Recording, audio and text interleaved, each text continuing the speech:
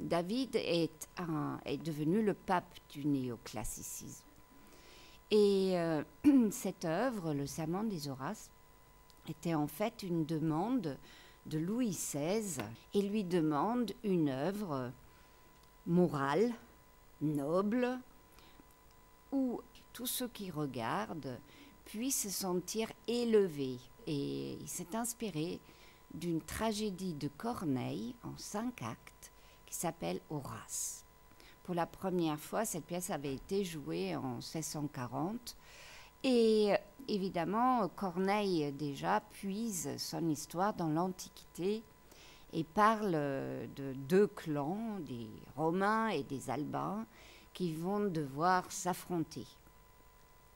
Et ce n'est pas le combat que représente David, mais c'est le moment d'avant. À gauche, vous avez 3 hommes, 3 frères, les Romains, qui jurent à leur père, qui se trouve au centre, de vaincre ou de mourir contre les Curiaces. Vous avez certainement remarqué qu'il y a une lumière, un faisceau de lumière, et qui balaye un peu l'espace et qui finit bien sûr par toucher aussi un 3e groupe. Ce 3e groupe est composé de femmes. En fait, il y a des pyramides qui s'installent.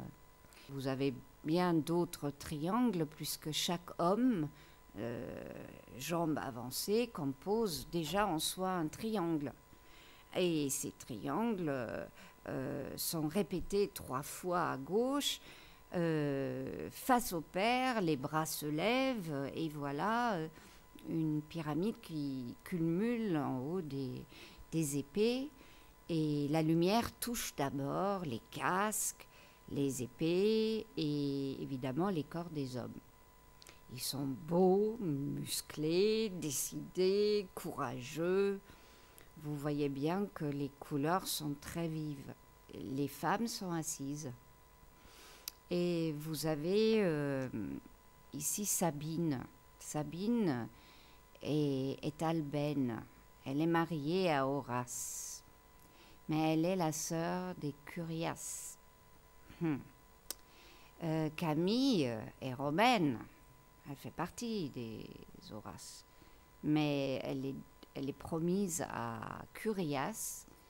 Et donc, quoi qu'il en soit, vous avez bien compris, elles seront les perdantes. Voilà comment il arrive à ses fins, David. Il aurait pu s'arrêter là, vous voyez, il aurait pu ne pas vous montrer ce qui va s'en suivre de ce combat. Mais il vous dit tout.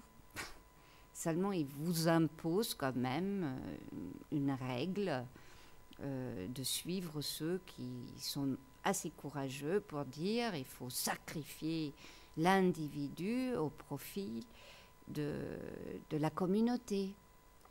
Donc ce tableau est un tableau de propagande.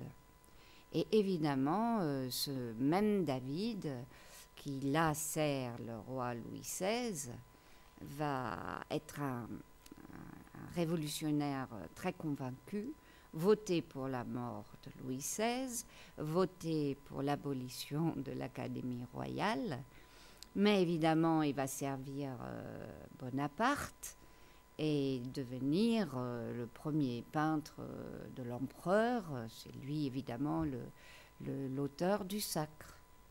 David va devoir s'exiler en 1815, il partira en Belgique, mais encore pour une bonne trentaine d'années, son style va être celui qu'il faut suivre si on veut faire partie de l'art officiel.